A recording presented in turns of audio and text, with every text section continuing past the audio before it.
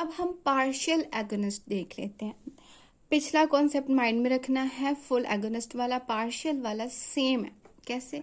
देखिए, मैंने आपको बताया था कि उस केस में जो है ना, वो हमारे पास एगोनिस्ट इनएक्टिव को भी एक्टिव में कन्वर्ट करके इनएक्टिव रिसेप्टर्स को स्टेबलाइज कर देता है और फिर जो है वो मैक्सिमम रिस्पॉन्स प्रोड्यूस करता है। अब इस केस में हमारे पास क्या होता है? इस केस में पार्शियल एगोनिस्ट क्या है कि वो जो है जाके रिसेप्टर पे, एक्टिव रिसेप्टर पे तो बाइंड करेगा ही, ठीक है। एक्टिव रिसेप्टर पे जाके बाइंड भी करेगा और पिछले मैकेनिज्म की तरह जो इनएक्टिव रिसेप्टर्स थे, ये हमारे पास जो इनएक्टिव रिसेप्टर्स थे, इन पे भी ड्रग को बाइंड करवाएगा, यानी कि इनको भी एक्टिव कर देगा। लेकिन इसमें एक चीज क्या है कि इनएक्टिव रिसेप्टर्स को एक्टिव तो कर देगा ड्रग को बाइंड करके, लेकिन ये रिसेप्टर्स दोबारा से अपने इनएक्टिव स्टेट में आ जाएगी। उधर था कि वो उनको दोबारा इनएक्टिव नहीं होने दे रहे थे, वो उसको स्टेबलाइज कर रहे थे उसकी फॉर्म में, लेकिन ये जो है स्टेबलाइज नहीं रह रही। जैसे कि देखें, सबसे पहले रिसेप्टर जो थे, जो इनएक्टिव रिसेप्टर्स पे ड्रग बाइंड कर रही है, ठीक है, इनएक्टिव रिसेप्टर्स को एक्टिव में कन्वर्ट कर रही है। यहाँ तक जो पिछला था ना, फुल एगोनिस्ट, उनको स्टेबलाइज कर रहा था और रिस्पॉन्स दे रहा था। लेकिन इस केस में जो इनएक्टिव पर एक्टिव में कन्वर्ट होते, वो दोबारा इनएक्टिव हो जाएंगे, ठीक है। अब इसका क्या मतलब है? हम लोगों को रिस्पॉन्स कौन से रिसेप्टर्स देंगे? जिन पे जो है वो डायरेक्ट ड्रग जो है, ये एक्टिव रिसेप्टर्स सिर्फ हम लोगों को ये रिस्पॉन्स देंगे। पिछले जो हमने फुल एगोनिस्ट पढ़ा था, उसमें हम लोगों को ये एक्टिव वाले भी रिस्पॉन्स दे रहे थे, इनएक्टिव वाले भी रिस्पॉन्स दे रहे थे, हमारे पास मैक्सिमम रिस्पॉन्स आ रहा था। लेकिन इस केस में ऐसा बिल्कुल भी नहीं है। क्यों? क्योंकि इनएक्टिव पे ड्रग बाइंड तो हुई, एक्टिव भी वो हो गए, लेकिन वो दोबारा से इनएक्टिव हो गए, तो वो तो रिस्पॉन्स नहीं देंगे। इस केस में हमारे पास स्मॉल रिस्पॉन्स आएगा, सही है। और अब देखें कि हमारे पास जो पार्शियल एगोनिस्ट होती है ना, ये पार्शियल एगोनिस्ट, ये एगोनिस्ट के तौर पे भी एक्ट करती है और ये इंटेगोनिस्ट के तौर पे भी एक्ट करती है, ठीक है। एगोनिस्ट मींस रिस्पांस जो देगा, और ये इंटेगोनिस्ट इसका उल्टा रिस्पांस। कैसे? देखें, एगोनिस्ट, पार्शियल एगोनिस्ट जो है, ये एगोनिस्ट कब एक्ट करेगा? एगोनिस्ट ये तब एक्ट करेगा जब हमारे पास फुल एगोनिस्ट प्रेजेंट नहीं होगा। इसका क्या मतलब है? पीछे हमने फुल एगोनिस्ट पढ़ा है ना, ठीक है। जब हमारे पास मैं आपको आगे जो चैप्टर्स आएंगे उसमें एगोनिस्ट एंटागोनिस्ट को बहुत अच्छे से एलैबोरेट किया, लेकिन आपको एगोनिस्ट और एंटागोनिस्ट का कॉन्सेप्ट इसी चैप्टर में पता होगा तो अगले चैप्टर्स बहुत अच्छे से होंगे। देखिए, अगर हमारे बॉडी में फुल एगोनिस्ट ऑलरेडी प्रेजेंट है, तो एगोनिस्ट के इफेक्ट को इन्वर्स करने के लिए हम एंटागोनिस्ट देंगे।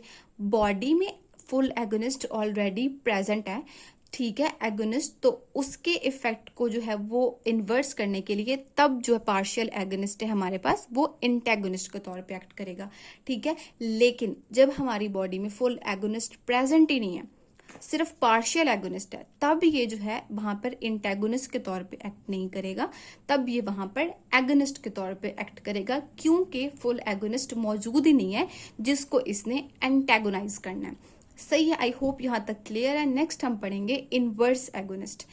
It is a totally oppose response of full agonist.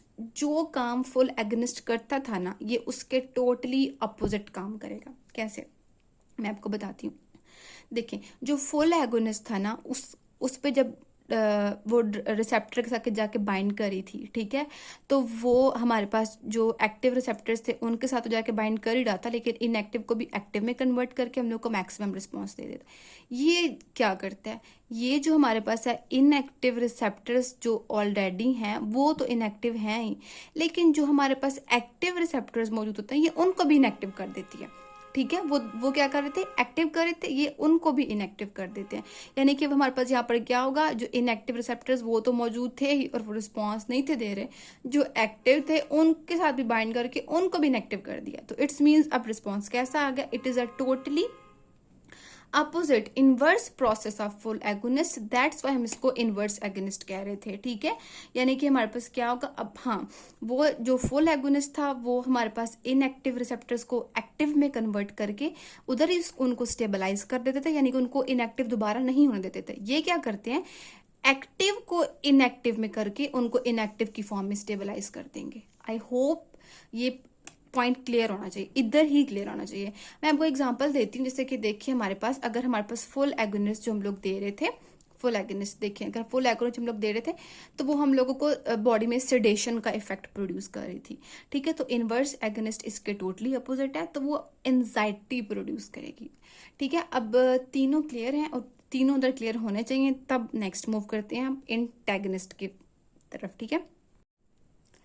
Okay, next हमारे पास जो टॉपिक है that is antagonist. Antagonist basically अब क्या होता है, मैंने आपको पीछे इसीलिए पहले बता दिया था कि एंटागोनिस्ट क्या होगा, जो एगोनिस्ट के इफेक्ट को अपोज करेगा, ठीक है। अगर फॉर एग्जांपल हमारे पास एगोनिस्ट हम कोई ले रहे हैं, हमारी बॉडी में वो ब्रोन को कॉन्स्ट्रिक्शन करवा रहा है, तो एंटागोनिस्ट क्या करेगा, ब्रोन को डायलेशन करवाएगा। उसने ऑफकोर्स इसके इफेक्ट को जो है वो अपोज करना है। एगोनिस्ट जो है अगर हमारे प्यूपल को कंस्ट्रिक्ट करवा रहा है, तो हमारे पास जो एंटागोनिस्ट है वो ऑफ कोर्स उसको डायलेट करवाएगा। अब एंटागोनिस्ट एगोनिस्ट का कॉन्सेप्ट क्लियर होना चाहिए।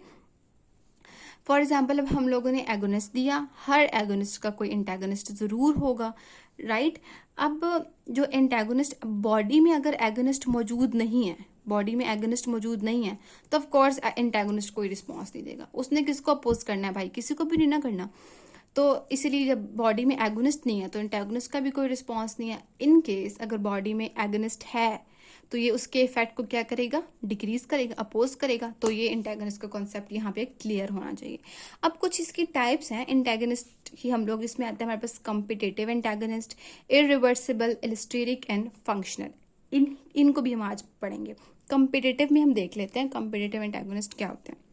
कॉम्पिटिटिव वर्ड्स नाम से ही आपको पता चल रहा है कि जो कंपीट करेगा एगोनिस्ट के साथ एक्टिव साइट पे जाके रिसेप्टर की बाइंड करने के लिए। जैसे कि देखें ये एगोनिस्ट अपने एक्टिव साइट पे जाके बाइंड करते हैं ना, तो ये एंटागोनिस्ट जो है इसके साथ कंपीट करके खुद यहाँ पे बाइंड हो जाएगा और इसके इफेक्ट को एंटागनाइज कर देगा, ठीक है। अब मैं आपको एक और चीज बताती हूँ, ये इसको नहीं ना यहाँ पे एक्टिव साइट पे लगने दे रहा, यानी कि जो भी एगोनिस्ट आके बाइंड करता है ये उसको जो है ना वो पीछे करके खुद बाइंड हो जाता है। जो भी आके बाइंड करता है ये उसको पीछे करके खुद बाइंड कर देता है। अब इसको पता है क्या, अगर हम एगोनिस्ट की अमाउंट बढ़ा देते हैं, ठीक है, अगर एगोनिस्ट की अमाउंट, तो ये फिर सबसे तो compete नहीं ना कर पाएगा। फिर इस केस में क्या होगा, जैसे ही हम एगोनिस्ट की अमाउंट या फिर कंसंट्रेशन को इंक्रीज कर देंगे तो एंटागोनिस्ट अपना इफेक्ट नहीं प्रोड्यूस कर पाएगा। जब इसकी अमाउंट ज़्यादा हो जाएगी तो ये जाके दोबारा अपने एक्टिव साइट पे बाइंड कर जाएगा एंटागोनिस्ट, क्योंकि इसको इतना अपोज नहीं कर पा रहा। एक पॉइंट ये है। अब मैं आपको एगोनिस्ट और एंटागोनिस्ट की एग्जाम्पल भी बता देती हूँ कि इसने जो है वो इसके इफेक्ट को किस तरीके से अपोज करना है। मैंने पीछे भी आपको ऊपर भी एग्जाम्पल दिया है, नीचे भी वही एग्जाम्पल है। फॉर एग्जाम्पल एक हमारे पास एगोनिस्ट है नॉरएपिनेफ्रिन, जो कि हमारा जो है वो ब्लड प्रेशर इंक्रीज कर रही है। तो अब एंटागोनिस्ट जो भी हम देंगे उसने इसके इफेक्ट को अपोज करना है। फॉर एग्जाम्पल हम एंटागोनिस्ट दे रहे हैं टेराजोसिन, जो कि ब्लड प्रेशर को कम कर रही है, सही है। मैं आपको यहाँ पे थोड़ा ये वही मैंने आपको पीछे जो एक ग्राफ समझाया था ये उस तरीके का ही है। इसमें देखिए ना, फॉर एग्जांपल हमारे पास ये ग्राफ है, इसमें हम लोग एक्स एक्सिस पे डोज और सेकंड पे वाई एक्सिस पे उसका इफेक्ट है। अब जो है कॉम्पिटिटिव एंटागोनिस्ट के केस में जो हमारे पास ई मैक्सिमम वाला हम किसको कह रहे हैं, ई मैक्सिमम कह रहे हैं। ये देखिए दोनों जो है ना, इन दोनों ने सेम हमारे पास इफेक्ट प्रोड्यूस किया, दोनों ने सेम इफेक्ट है। दैट्स वाई इधर ई मैक्सिमम क्या है, सेम है। लेकिन इधर हाफ ऑफ द मैक्सिमम यानी कि डोज जो है ना वो क्यों हमारे पास अब एक दूसरे के एक इंक्रीज एक डिक्रीज कैसे, मैं आपको बताती हूँ। देखें यहाँ पर अगर हम लोग एक एगोनिस्ट दे रहे हैं, ड्रग दे रहे हैं, तो उसने देखें हाफ ऑफ द ये डोज है एक्स एक्सिस पे, ये इफेक्ट है। तो उसने देखें इतनी सी डोज पे ये देखें इतनी सी डोज पे उसने 50% इफेक्ट प्रोड्यूस किया, right, half of the maximum इतनी सी डोज पे। अगर हम ये इस एक इसको हम ए नाम दे लेते हैं, इसको हम बी नाम दे लेते हैं, ठीक है। तो इसने इतनी सी, लेकिन अगर आप देखें कि एंटागनिस्ट की हम बात करें, बी की अगर हम बात करें, तो देखें उसकी कितनी ज़्यादा डोज रिक्वायर्ड है। फॉर एग्जाम्पल ये 1 पे था तो ये देखिए 10 पे है, इतनी रिक्वायर्ड है half of the effect produce करने के लिए। दैट्स वाई फिर इधर जो ED50 है वो इस केस में इंक्रीज होगा। I hope competitive antagonist clear है। अब हम बात करते हैं इरिवर्सिबल एंटागनिस्ट की।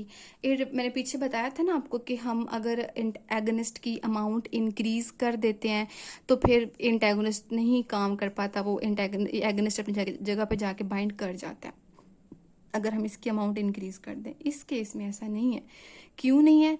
क्योंकि हमारे पास जो एंटेगनिस्ट है वो इरिवर्सिबल जो है ना, वो यानी कि कोवेलेंट बॉन्ड बना के कोवेलेंटली बाइंड कर देता है। कोवेलेंटली यहाँ पे बाइंड कर जाने का क्या मतलब है कि अब वो यहाँ से हट नहीं सकता।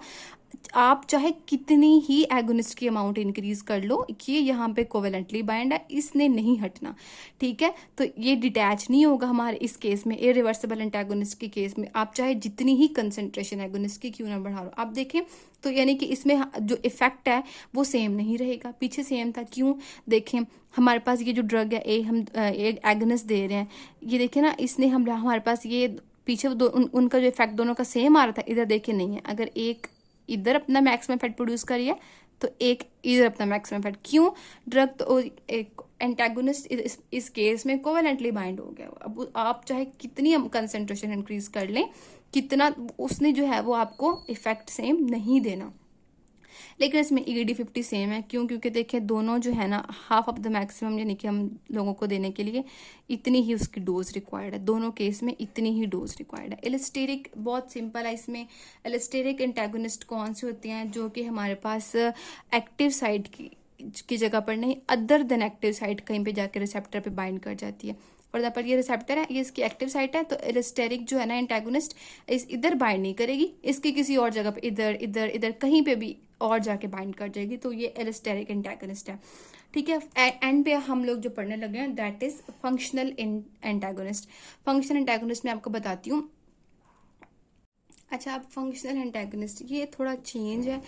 कैसे? मैंने आपको बताया था कि हर एगोनिस्ट का एंटागोनिस्ट होगा, जहाँ पर एगोनिस्ट बाइंड करेगा एंटागोनिस्ट उस जगह के लिए compete करेगा और उसके इफेक्ट को अपोज करेगा। लेकिन जो फंक्शनल एंटागोनिस्ट के केस में चेंजिंग क्या है कि इसमें जो आपका एंटागोनिस्ट है ना, ये कंप्लीटली किसी और सेपरेट रिसेप्टर पे जाके एक्ट करेगा और इसके एगोनिस्ट के फंक्शन को अपोज करेगा। उसमें था कि एक ही रिसेप्टर पे जाके एक दूसरे से अपोज कर रहे थे, इसमें जो है ना ये अलग रिसेप्टर पे जाके बाइंड करके उसके फंक्शन को अपोज कर रहा है। जैसे कि मैं बता, सिर्फ डिफरेंस यही याद रखना है कि ये कंप्लीटली सेपरेट रिसेप्टर पे एक्ट करके जो इफेक्ट प्रोड्यूस हो रहा था एगोनिस्ट के इफेक्ट को अपोज करेगा।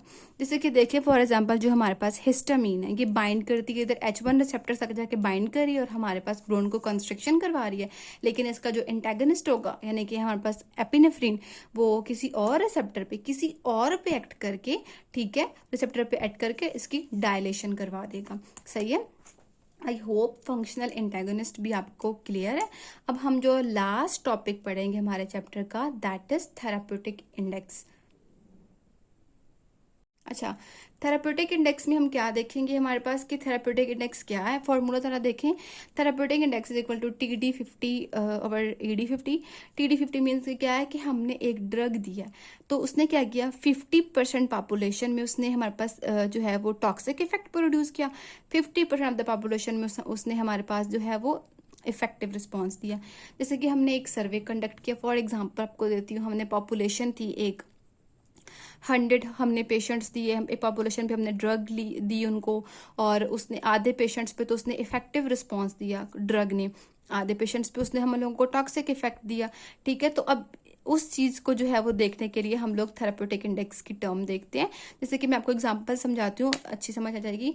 हमने एक ड्रग दी पेशेंट्स को, तो हमने देखा कि जो पेशेंट वो जो इफेक्टिव डोज जो दे रहे थे ना, जो पेशेंट ले रहे थे, फॉर एग्जाम्पल 3 mg पे ना पेशेंट को जो है ना वो इफेक्टिव रिस्पॉन्स आ रहा था। 3 mg एक ड्रग हम लोगों ने दी उस, तो 3 mg पे जो है ना जो ड्रग है वो अपना इफेक्टिव रिस्पॉन्स दे रही थी पेशेंट्स को। लेकिन जैसे ही हम लोगों ने डोज बढ़ाई तो हमने देखा कि जैसे ही 3 mg से ड्रग 150 mg पे गई है तो उसने तो टॉक्सिक रिस्पॉन्स दिया पॉपुलेशन के अंदर। ये चीज़ हम लोगों को बताती है थेराप्यूटिक इंडेक्स के पॉपुलेशन जो हम लोगों ने जिनको ड्रग दी थी उस सर्वे से, उससे हमें पता चला कि 3 mg जो ड्रग है पेशेंट ले रहे थे उनको कोई टॉक्सिक इफेक्ट नहीं आ रहा था 3 mg पे। तो हम कह सकते हैं कि 3 mg हमारे पास एक इफेक्टिव डोज है, पेशेंट्स को इस पर कोई टॉक्सिसिटी नहीं होगी। लेकिन फिर हमने उधर ही देखा कि पेशेंट्स 150 mg की डोज पे टॉक्सिक इफेक्ट प्रोड्यूस कर रहे थे, तो 150/3 तो 50 mg हमारे पास थेराप्यूटिक इंडेक्स आ गया। सही है। ग्राफ के थ्रू मैं आपको समझाती हूँ।